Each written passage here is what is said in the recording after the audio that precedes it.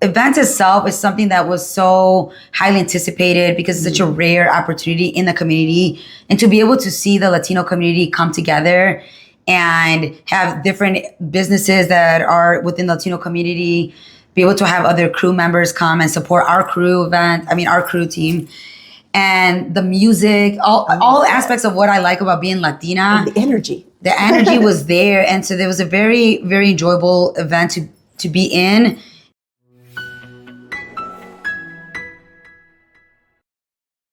Welcome back to Run of Show. I'm Tanya, your host. Today's guest is the heart behind BeYOUtiful Nutrition. Lila is always out in the community, teaching, connecting, and helping people live happier, healthier lives. And a special thank you to this season's title sponsor, Roxy, and her band Password Reset. Her company, Crystal Soundstage Productions, is your go-to for live sound, production support, and creating unforgettable experiences at your events. I appreciate you so much. Let's jump in. Yes. You look good. You too. Thank you. I really appreciate you taking the time out to sit with me today. I've been looking forward to meeting with you, but you're so hard to get hold of. You're a very busy girl. Well, essentially, I sometimes like to refer to as like self-made. By trade, I am a registered dietitian, and I learned through my beginning years just how much I enjoyed educating. I love the aspect of being in front of large crowds, and the more I try to seek these opportunities to be able to speak nutrition education, a lot of the roles that I started doing were just not really role-made titles. They were just like health educator, health presenter, cooking demonstrator. With my background in culinary arts, what I learned is just I thrive on energy and individuals and the way they look at me when they're learning something new. That's what motivates me and drives me. So as I learned that about myself, I realized that, okay, using my knowledge, how can I maximize that and reach out others? So I just started to reach out to events. And when I first moved to Pensacola, not knowing anything, When you say you moved to Pensacola, where'd you move from? So born and raised in Chicago. Chicago. Yes. And that is where I became a registered dietitian there at Loyola University. I did some work at home-based care, educating diabetes management in Spanish. And that's really what just started building this idea of there's so much need for certain education that you really can't find online or in the official access situation. Mm-hmm. So when I moved to Pensacola, I didn't move to Pensacola straight. I actually ended up in Fort Walton. I took a temporary job, but they warned me that it was not a temporary. It was actually a permanent job as a diabetes care educator, coordinator. And that was at White Wilson in Fort Walton. I stayed there for about 7 months. The program went virtual. It didn't really make sense to me why that happened, but I believe that everything happens for a reason. Rather than focusing on the negative, I knew that something was going to come from that, this opportunity, like something needed me to leave Chicago. The more I dug more into opportunities on what I needed to do, even though I was a dietitian, I didn't feel that's what I needed to be just content with. I felt there was more. I always felt there was more. And every time I spoke with others, they'd always give me common feedbacks like, you have great energy and you would do so great presenting. And they continued to reaffirm what I knew I was doing in Chicago, but it was a scarier scale because I had no support here.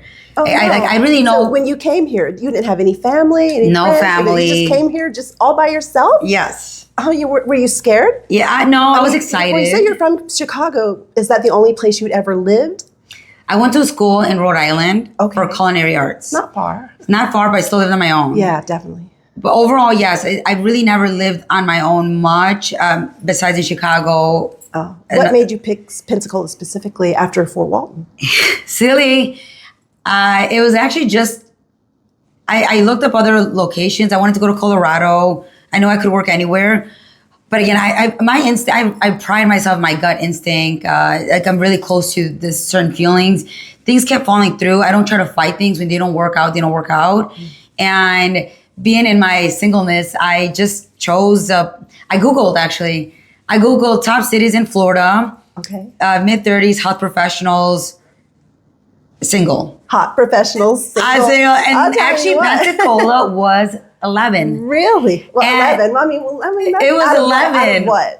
According to something, I don't know. But those are a lot of parameters. And what I chose was, okay, it's 2 hours down the road. Why not? It's easy. It's an easy next step. Mm-hmm. So like most things that we learn, especially with any planning we do, you want things that are feasible. And you can always try to prepare yourself and be ready, but you're never going to really be ready for anything. So I took that opportunity, and within a month of finding, I was here. And since then, have been growing in the community. Yeah, yeah. And what year was that you came here? I came in 2023. 2023. Yes. And of all the things that you've done, and now you're here, what does your business primarily focus on today? Oh my goodness, that is a full loaded. I do many things. I do a lot of ventures. As a dietitian, I'm a nutrition consultant, and I contract with local businesses or online-based programs that are requiring a nutrition consultant. However, what that allows me to do at the local level is give back through smaller initiatives. What does that mean is, since I have my stable job and that is my profession, my passion is impact. And therefore, it's easier to find these opportunities in Pensacola because of the community that we live in. What I mean is, when people ask me, do I like Pensacola? My answer is, I'm right where I need to be, where I'm at in my life. Pensacola is so great for small local businesses, supporting startups.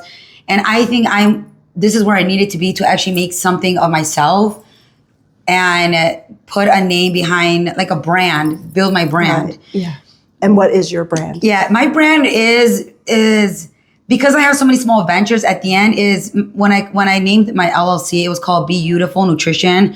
And even like the colors of my business card is to reflect the Pensacola sunset. I worked really hard on reflecting like this is where I was established, but it's beautiful. It was to rebuild who you are meant to be, who you are. When it comes to food, is rebuilding your relationship with food. We get so fixated on rules that we have to follow, a certain number that we need to reach. We dismiss the idea that everyone is truly different. We grew up different. We went through different experiences. These traumas, all experiences have affect your ability to achieve a certain way, but also achieve certain habits and maintain them. Right. So honoring that allows you to then live comfortably.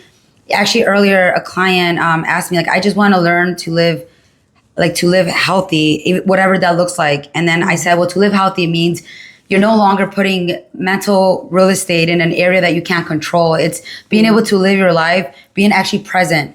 So if there's cake, enjoy it, but because you have full acceptance, like you're embracing this opportunity. So there's a lot to go into.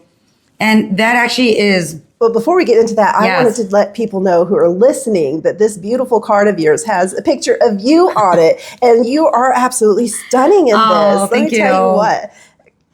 I strive to be as beautiful as you. I'm telling you what, that's beautiful. And because you have done a lot for nutrition, bodybuilding, right? Tell me about that, a little bit about that.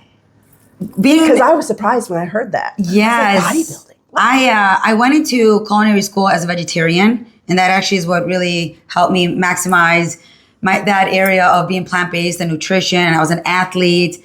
As I left that world of, I graduated with culinary nutrition that led into dietetics. So I wasn't really involved in back of the house as much, but nutrition was still a passion. There was a point in my 20s where I got a bit obsessed, and I became friends with a group of individuals that one female wanted to do her first show. And I said, like I said earlier, when you see an opportunity and it's feasible, you take it. Right. And so I had always thought about the idea. I had mentioned earlier, I love being in front of large crowds. This was another opportunity to be in the spotlight, but more on a different level. But knowing that they were doing it, I said, okay, that's an easy in. Yes, you got to put in the work, but if you can split the hotel and go to the seminars together, it's easy. Yeah. So you always want that form of support if it's something new. So I did it, and I did it as a vegetarian. I won first place for the Illinois. Yay. Thank you. But being able to do that on a plant-based diet, reaffirm like, wow, this is what I know this area really well. but I also started to realize how it had affected my relationship with food and just my inability to show up for others because you're so consumed in yourself. Right. A little bit extreme on Very things. extreme. Yeah. So that's what, again, goes back to where my intention is now with working with individuals is it's really putting in the center of what really matters to you. And I think for me, it's connection. And I realize it's not how you look, but you cannot connect with others when you're not healthy inside. Right. You're not fully present. Right. So there's a lot that goes. I struggle with that because I love sugar. When I was younger, I was thin, I was fast, I was strong, I could see.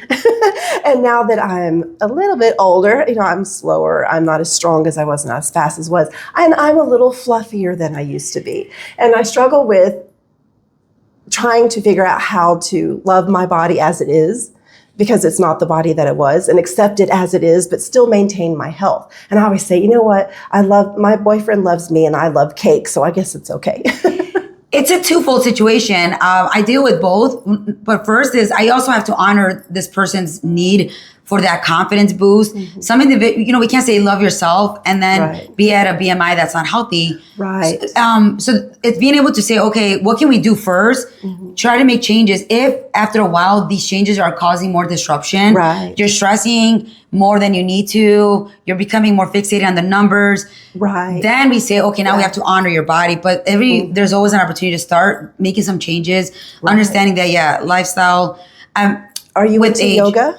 Yes, I do yoga every day at a local business too. Yeah. And it's important because as an athlete, it's the stretching, the mobility. And that's what I say. Now, like I said, I'm a little bit fluffier than I used to be. But as long as I can touch my toes, as long as I can get out of bed in the morning without too much grunting, that's what I look at. As I said, I don't mind being a little fluffier as long as I still have range of motion, use of all my limbs, that kind of thing. When I start to get to where I can't get out of bed, then I might need some help. So you're keeping your joints fluid. I will say too is just accepting as we get older, we are losing muscle mass. Right. And it starts at the age of 30. You got to try harder. So we have to continue to challenge these muscles because muscle mass is a predictor of longevity. The more muscle mass you can retain and upkeep and continue to build, then we can ensure a strong, healthy life. And then it'll tighten you up as well. Yeah. So we have less fluff. Well, again, back to the fluffy, you brought in these delicious treats to me when you got here. Tell me a little bit about those treats. Yes. My other venture that I started here, I really didn't realize that I had entrepreneurship in me. Mm-hmm. My mom had always been one. And it's a special breed. I was afraid because I love stability and the consistency. And just kind of realizing how much my brain continues to think of new ideas. So this venture of mine, it's called BeYOUbite. And it is an all natural, I'm going to say energy bite. Energy just means there is calories in there and that can come from protein, carbs, and fats. But these energy bites are just they were created because of a need of my client. I had one particular a lot of my clientele is entrepreneurs or busy individuals that don't have the ability or time or energy at the moment to do the standard recommendations online. We say how to eat healthy, right? They want you to meal prep. They want you to pack your meals. It's work. It's work, and sometimes it really is just not feasible for a lot of traveling individuals. Got enough work. But also a lot just don't want to right now. Yeah. So instead of keep pushing them to do that, you work with them. And I would always recommend like healthy snacks. A lot of them didn't work for them. And then I said, could we try making our own? Because we were trying to clean up his diet, and I said, okay, the best way to really do that, and if you want little sweet options, is making your own energy bites. So I gave him a recipe for granola bites. And he's like, honestly, I don't have time for this. He's a very well-known individual in the city. And he said, if someone could make them for me, I would pay them. Right. And that idea just like lit up. And I said, oh, okay. So I made him a batch. And of course, I definitely elevated it. If you're going to pay for it, I decorated them. I garnished them in a way that you can't just make them at home. I infused the maple syrup to give it more flavor. I use local honey, obviously organic cacao and flaxseed. So I perfected a recipe that was shelf stable, but obviously it's going to help provide nutrient dense option for someone. And give you a treat at the same time. And yes, because they're delicious and nutritious. Yes, they're sweetened with dates, and I I chose dates because that is my favorite snack is dates and almonds. It's an all raw food option. And that's my emphasis is you want to stick to as real as food as possible. Right. And so that's what I started. And I started just reaching out to like local businesses of, can I sell these here? But because I'm busy doing other things and we'll get into the events, I love being able to have this because I stand strongly behind the product. Right. And I actually used to have a little mini bakery in Chicago. Oh, I used to sell Tell me cake a little pops. bit about that. I used to sell cake pops. Oh my God. I've done it all. So cute. But as a culinary student, I love baking. I think most people that are trying to be healthy, they can all agree that like they love baking or they're sweets. They have a sweet tooth. So I would always make like a holiday base or seasonal pies. And again, they were always heightened. I made them unique using my Latino culture. Like I'll do dulce de leche pumpkin pie. Or I would do like a poblano and roasted corn. Like certain like dressings. I would do things that were different so that it would make them worth buying. So I would do cake pops though and alcohol infused cupcakes. However, I never really enjoyed the aspect of the waste of the things when you have to trim the cake pops. Right. I had all these leftover dressings or frostings. So it's like you give them to family, but I didn't like that. Right. Okay. I love knowing that everything I use in my energy bites, I actually use in my everyday, like the ingredients. I use oats, flax seeds, dates, maple syrup. So it's just nice to know that nothing goes to waste. Nothing goes to it. And I love being able to share them with family and friends. Yeah. So they're good all the way around. Absolutely. Now, you mentioned events. I want to get into that with you. I know you've got an event coming up and we'll talk about that. But what's your general involvement with the event community around here? Because I've seen you at networking events and then I've seen you at the Latin festivals. And I mean, you're like everywhere. Tell me about that. It grew out of that need to say, I have to make something of me here. It was a new city, Pensacola. And I didn't start my LLC then. When I moved, I didn't have my LLC yet. However, I knew that I needed to get out into the community.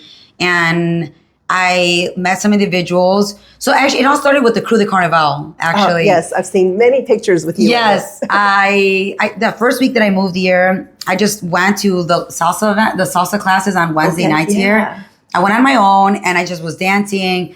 And I was brought to my attention, like my energy was nice. So if I was interested in walking on the float, and I did that day, and it just kind of led to that. They because you do the parade, you go to the Fat Tuesday events at Seville. There's so much to do here, right? There really is. If you say you're bored, you're not trying. Absolutely, exactly. And I took advantage of these opportunities. Say, okay, I'm going to make new friends, and then from that led to, oh, you should come to this networking event, or would you want to? A lot of sponsors have tables. I just started with being the lighthearted individual at events.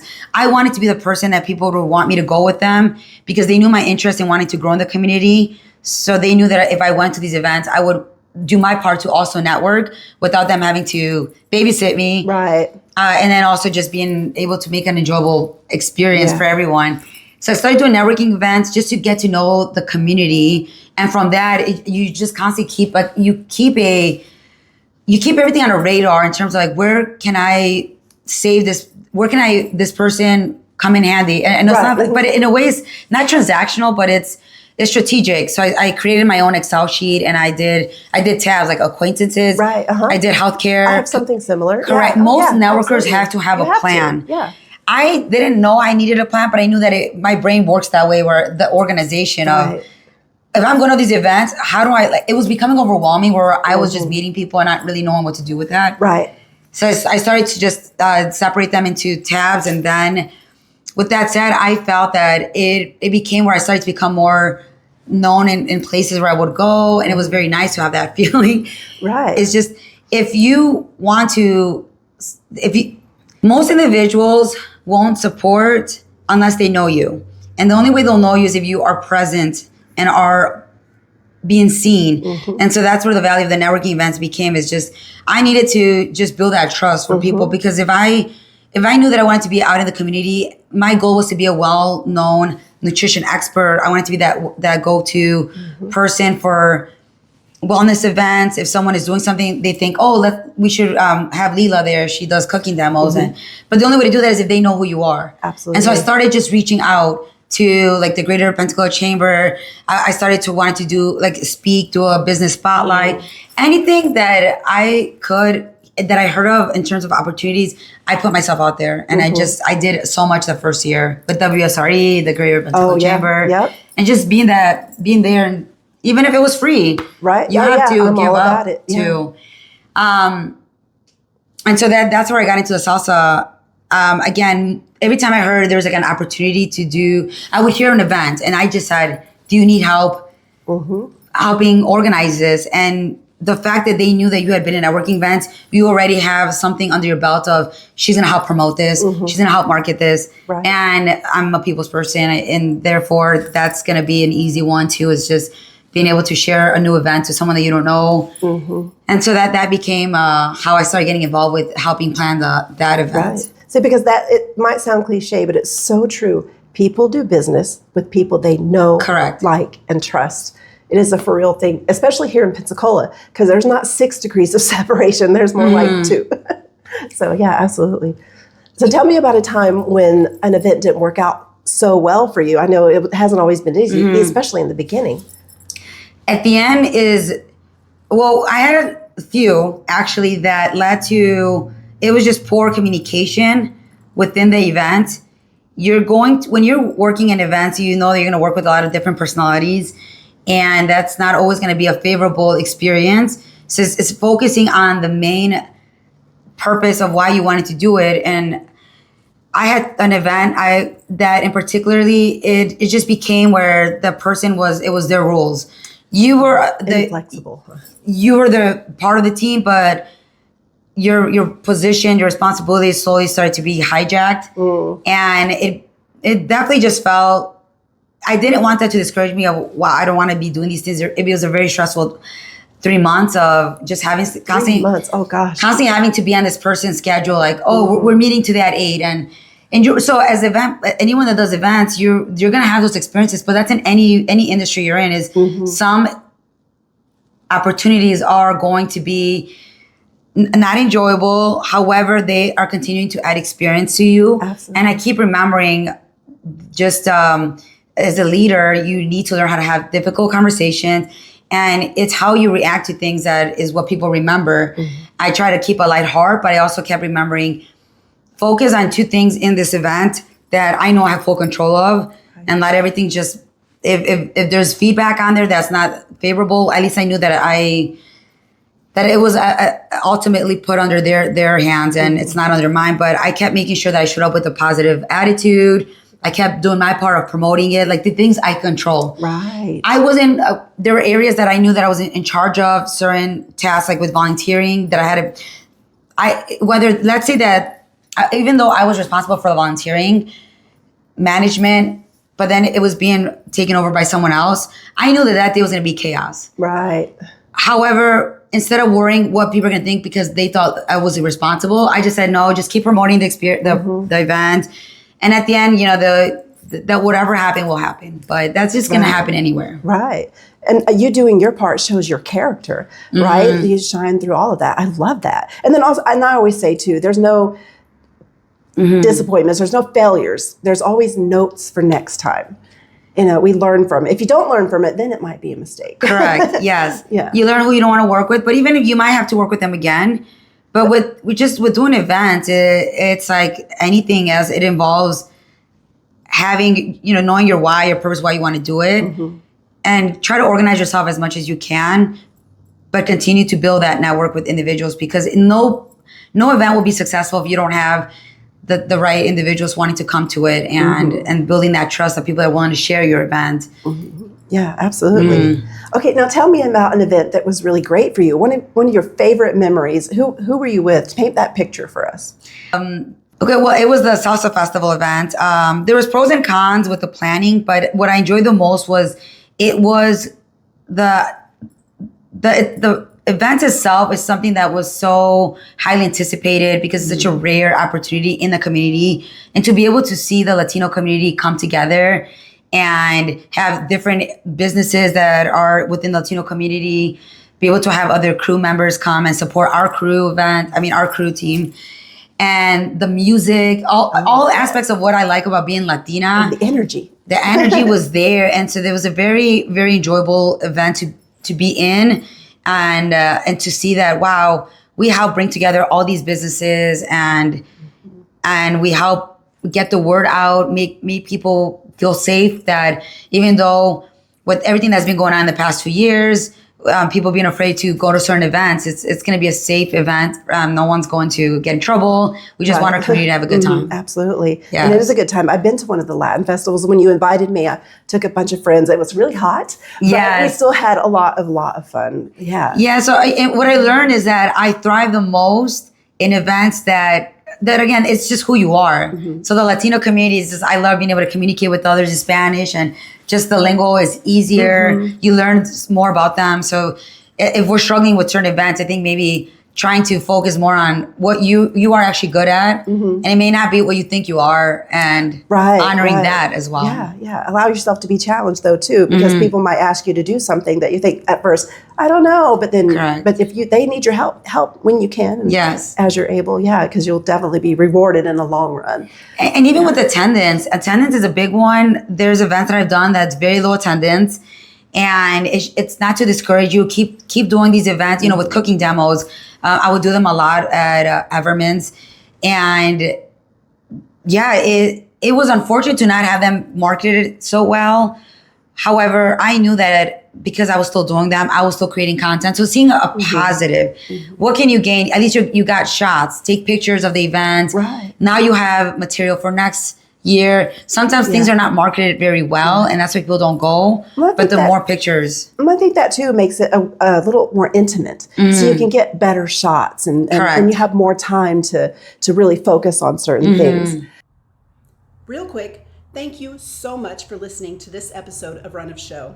And a special thank you again to our season's title sponsor, Roxy, and her band Password Reset, and her company, Crystal Soundstage Productions, the team you can count on for live sound, production support, and unforgettable experiences at your events.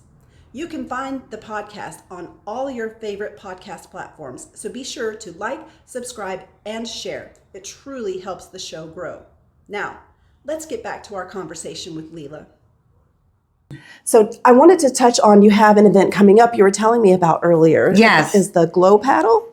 It's the Glow Run. Glow Run. I just always wanted to do Glow Paddle. Glow Run. Those are fun. Glow Run. And that's another opportunity. That's another example of just putting yourself out there.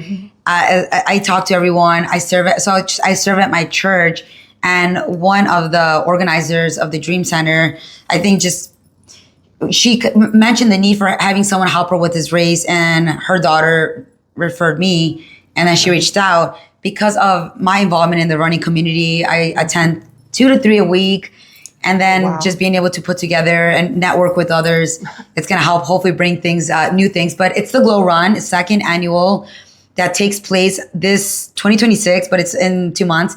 January 30, it's a Friday night. So it's January 30, Friday at 6 p.m. at the Bayview Park Center, Community Center in East Hill. Mark your calendars. Yes, please. And it's meant to raise awareness and also provide resources for survivors of human trafficking. Okay. And actually, I learned that Florida has ranked and continue to rank top 3 states. Unfortunately. But even with us, it's concerning because of the tourists and our military. There's a lot of change in populations, but the risk is always there. Yeah. Well, we're very transient town because we're a port city. We are at an international airport. We've got so many vacationers and college students and military and retirees and snowbirds and So I think it's a great cause, but it's also something fun. We want to be able to have awareness resources, but in order to do that, why not do it through an event that still continues to bring the community together? And it's an active event, and it's at night. It's just different, and we want to continue to make it grow and it be a top race of the year every year. Absolutely. Well, I'll do my best to spread the word. All of y'all spread the word as well. It's for a really great cause that we need to really get behind. Now, tell me, if people want to learn more about these things or learn more about you, what is the best way for people to get a hold of you? As an entrepreneur, I feel like everyone has been through a time where websites have not been the most friendliest best friend for you. I stopped working too much on that. And I learned that, especially with marketing or anything with promotion, you just being on social media has been the most successful thing. I try to keep my handle the same, which is my name, Lila _RD, as in registered dietitian, eats, to emphasize the nutrition part into it. So Lila _RD eats. If you just Google that, you'll see all my social media, and it'll be able to click through there. And I'm available on Instagram and Facebook. And I have a lot of pages, YouTube page, to try to share. Now, I've found a few of them and followed them. I'll be sure to go back and make sure I like all of them, because I'm on all of them too. Yeah, absolutely. Now, give us some of your best tips and tricks for having a great event. Great event. I would say nourish yourself. Number one, we think about the things on the checklist of paper for the actual event, but if you're not at your best, number one, you're not gonna have the energy to work those long hours. So we have to make time and prioritize the healthy lifestyle habits, staying consistent, whether it's movement in the morning and the nutrition part, nourishing yourself so that you can have those long meetings, and also your mood can say a lot. Actually, there was a recent study where individuals were found that those that looked tired and slept because of poor sleep and nutrition were found to be less willing to be interacted with. So there's a study of they surveyed individuals and had them say, would you want to work with this person? And it was those that looked well rested and nourished versus not. Oh, and it's very true. You know, that is I feel like I'm less likely to want to work with someone that doesn't look like they have their life together. Okay. You know, it is a thing. Appearance is a thing. Absolutely. And you know, with doctors that don't look well put together, I feel like it's hard to want them to take care of my health. Right, absolutely. So with events, of course, you know, if you want to have more elite events, you want to look the part.